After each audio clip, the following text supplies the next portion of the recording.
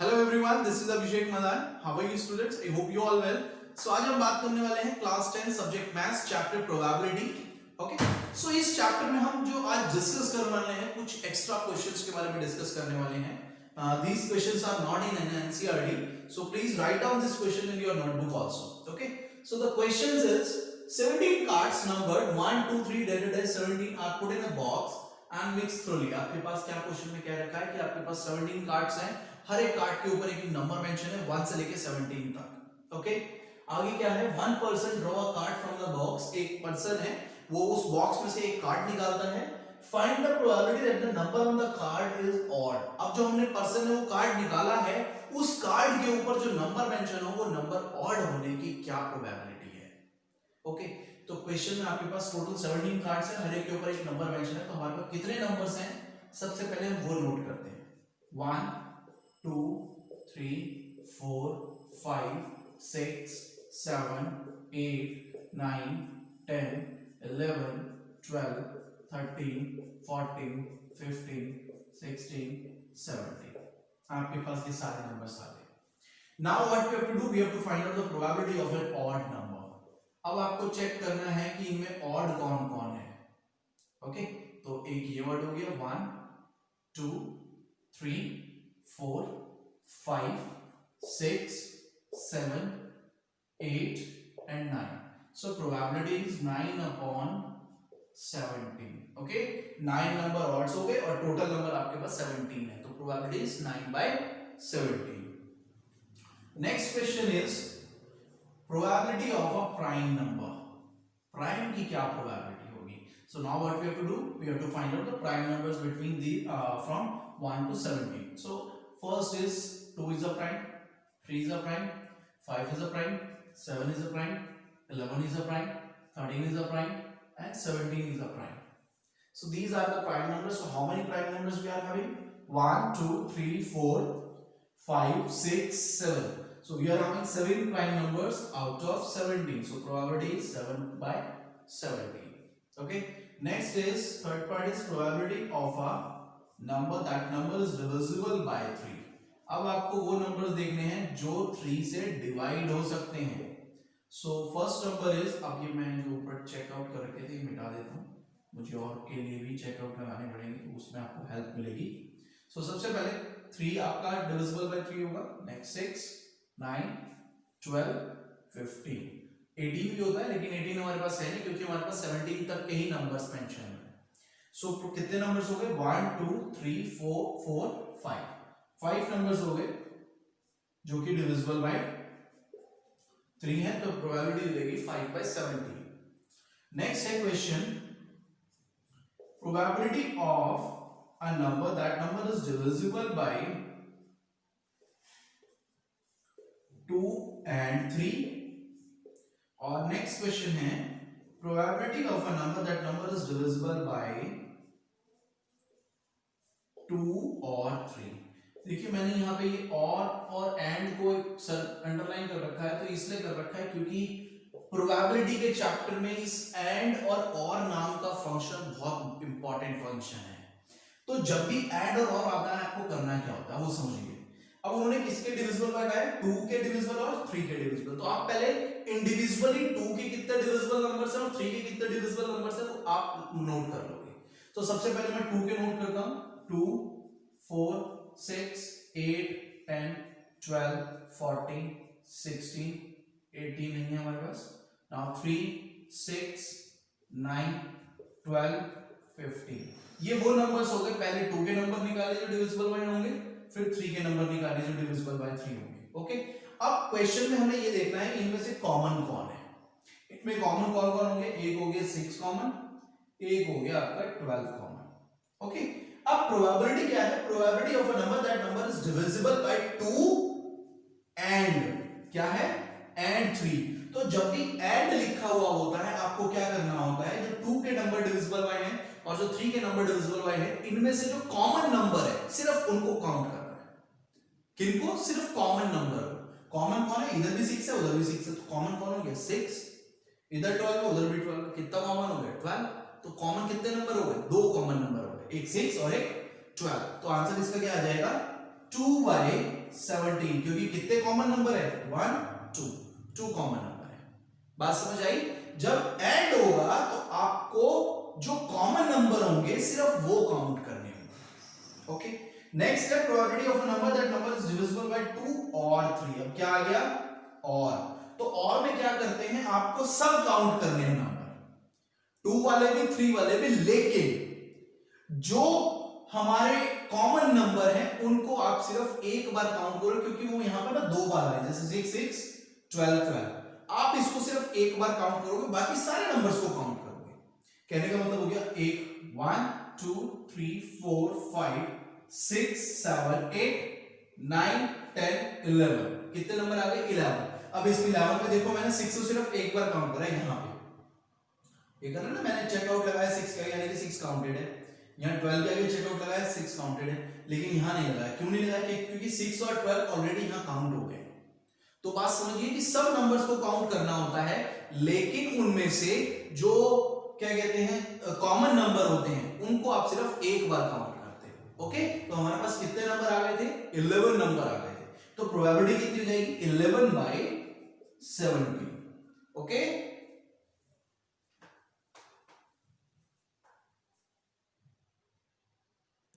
so next question, find the probability that a year selected at random will contain 53 Sunday। बहुत important question है, ऐसे question exam में ज्यादातर आते भी हैं। तो क्वेश्चन क्या है कि आपको 53 संडे, एक ईयर में 53 संडे होने की प्रोबेबिलिटी निकालनी है। अब आपको पता होना चाहिए एक ईयर में कितने दिन होते हैं। अगर मैं नॉर्मल ईयर की बात करूं, अभी सिर्फ एक ईयर लिखा है, तो यहां पर मैं इसको एक नॉर्मल ईयर मानकर चलूंगा। तो normal year is having 365 days. Okay, अब इन डेज को मैंने वीक्स और वीक्स में कन्वर्ट करना है। तो वीक्स में कन्वर्ट करने के लिए मुझे क्या करना पड़ता है? 7 से डिवाइड करना पड़ेगा। तो मैं 365 को पहले 7 से डिवाइड कर देता हूं। कितना आ जाएगा? 7 5 जा 1, 7 2 जा, सॉरी 5 है यहाँ पे, 7 2 जा 14, बचा कितना 1। तो इसका मतलब ये हो गया कि 1 ईयर में 52 तो वीक्स हो गए, लेकिन एक ये जो रिमाइंडर बच रहा था ये 1 डे एक्स्ट्रा है, ये 1 डे एक्स्ट्रा हो गया। तो 1 year, one normal year is equals to 365 days, and on those 365 days 52 weeks plus 1 day extra. Okay, अब हमसे हमें कितने संडे निकालने हैं?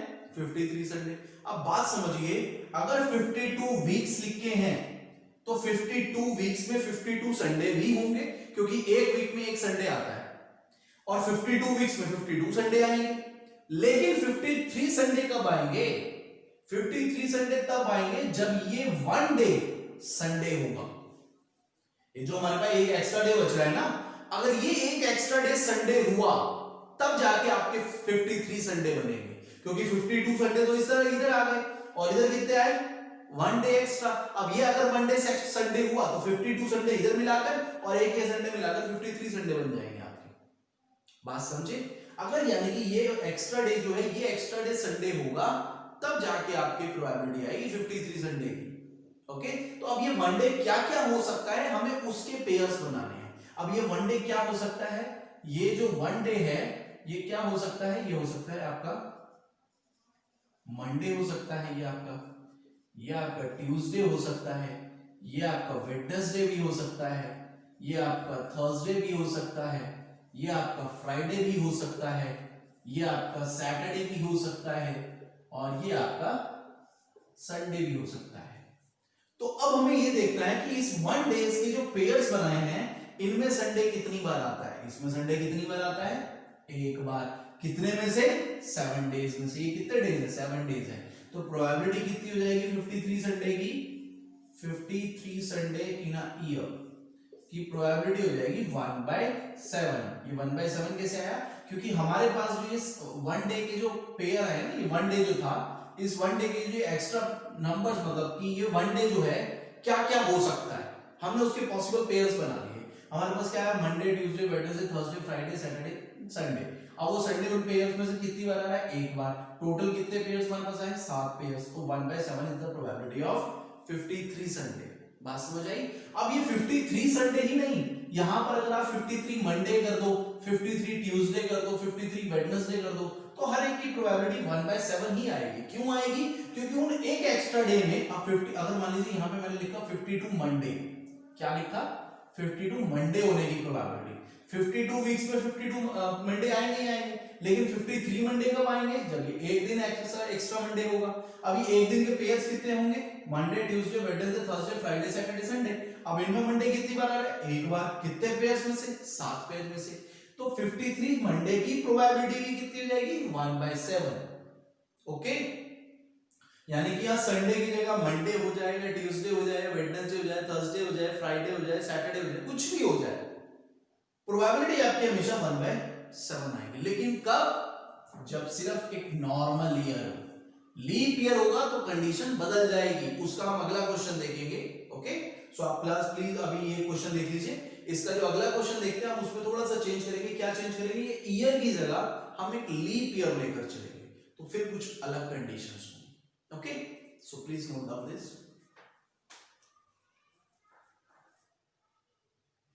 Now question change. Next question is question number 3 is find the probability that a leap year selected at random will contain 53 Monday. कौन सा year है? Leap year है। वो ईयर था तो हम उसको नॉर्मल ईयर मानकर चल रहे थे, लेकिन अगर आपने लीप ईयर बोल दिया तो क्वेश्चन चेंज हो जाएगा, क्योंकि वन लीप ईयर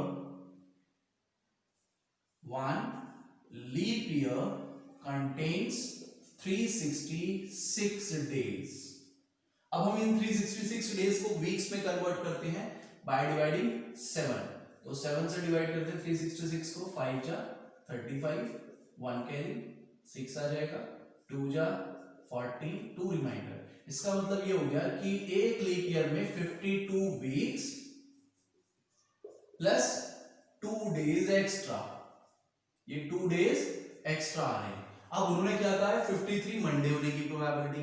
तो देखो 52 वीक्स में 52 मंडे आएंगे, लेकिन 53 मंडे आपके पूरे साल में कब होंगे? जब इन 2 दिनों में एक दिन मंडे हो।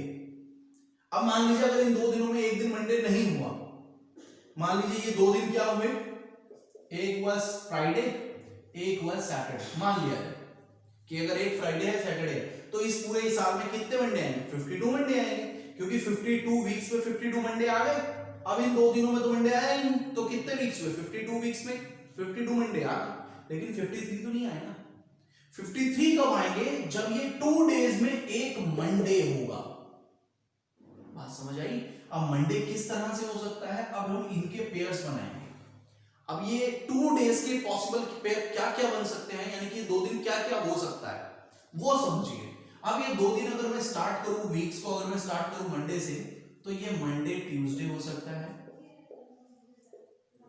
ये ट्यूसडे वेडनेसडे भी हो सकता है, वेडनेसडे थर्सडे भी हो सकता है, ये थर्सडे फ्राइडे भी हो सकता है, फ्राइडे सैटरडे भी हो सकता है, सैटरडे संडे भी हो सकता है, और संडे मंडे भी हो सकता है। तो ये हमारे पास 7 पेयर्स आ गए। अब इन 7 पेयर में से आप कौन से ऐसे 2 पेयर्स काउंट करोगे जिनमें मंडे आता होगा? एक ये वाला और एक ये वाला। ये 2 पेयर्स हैं जिनमें मंडे आ रहा है। अगर मान लीजिए इनमें से कोई एक पेयर होता जिसमें सिर्फ मंडे आता, तो हमारे पास सिर्फ एक पेयर काउंट होता। अब यहां पे 2 पेयर्स हैं जिनमें मंडे आ रहा है, तो हम 2 पेयर काउंट करेंगे। यानी कि अगर ये कंडीशन हो जाए या फिर ये कंडीशन हो जाए इन 2 दिनों की, तब जाके आपके पूरे साल में 53 मंडे आएंगे। तो प्रोबेबिलिटी क्या होगी 53 मंडे की? 53 मंडेज की प्रोबेबिलिटी होगी in a leap year is 1 and 2 out of 7। Okay, हमें 52 या 366 से कोई लेना देना नहीं होता। हम 53 मंडेज या 53 संडेज की प्रोबेबिलिटी, ये जो एक्स्ट्रा डेज होते हैं इनके बिहाफ पर निकालते हैं। इनमें इन पेयर्स में से जितने जो हमें रिक्वायरमेंट होगी, जो जितनी बार आएगा वो काउंट हो जाएगा आउट ऑफ 7। ओके, तो अब हमारे पास 2 पेयर्स के 2 डेज के जो एक्स्ट्रा पेयर्स आए वो 7 पेयर्स आए। अब इन 7 पेयर्स में से 2 बार मंडे आ रहा था, एक बार यहां पे एक बार यहां पे, यानी कि या तो वो 2 डेज मंडे ट्यूसडे हो या फिर संडे मंडे हो, तब जाके 2 बार मंडे आ सकता है। उन दो केसेस में वनडे आ सकता है, तो प्रोबेबिलिटी कितनी हो जाएगी 2/7। बात समझ गए? या फिर एक शॉर्टकट समझ लीजिए कि अगर कभी भी आपको क्वेश्चन में नॉर्मल ईयर बोला है या फिर एक ईयर बोला है और आपसे मांगी गई है probability of 53 Monday, Sunday, Tuesday, कुछ भी हो, लेकिन 53 संडे हो, 53 मंडे हो और ईयर हो नॉर्मल, तो आंसर आता है हमेशा 1/7। ये याद रखिए। कई बार ऐसा क्वेश्चन ना आपका एमसीक्यूज में अगर आ जाए तो आपको ये पूरा सॉल्व करने की जरूरत ना पड़े। ये चीजें कई बार माइंड में भी आपको रखनी पड़ती है। किस तरह से कि अगर नॉर्मल ईयर हो और 53 की रिक्वायरमेंट हो, 53 संडे हो या 53 मंडे हो, कोई भी दिन हो, लेकिन 53 की रिक्वायरमेंट हो, तो आंसर आता है हमेशा 1/7। और अगर हमारा ईयर हो लीप ईयर और 53 मंडे संडे कुछ भी रिक्वायरमेंट हो, लेकिन 53 हो किसमें, लीप ईयर में, तो आंसर आता है हमेशा 2/7। बात समझ गए? इस चीज को माइंड में बिठा के रखिएगा, क्योंकि अगर ये क्वेश्चन एमसीक्यूज में आ जाए तो आपको डायरेक्ट पता हो, आपको इतना सॉल्व करने की जरूरत ना पड़े, क्योंकि उस चीज में हमारा ना टाइम वेस्ट होता है। अगर हम वहां पर इसको डायरेक्ट अगर हमारे में सब माइंड में होगा तो वहां पर जो हमारा टाइम सेव होगा शायद हम अपने अगले क्वेश्चंस पे कर सके। ओके, सो प्लीज इसको ध्यान से समझिए और आगे फर्दर जो क्वेश्चंस होंगे उनके ऊपर डिस्कस करेंगे। ओके।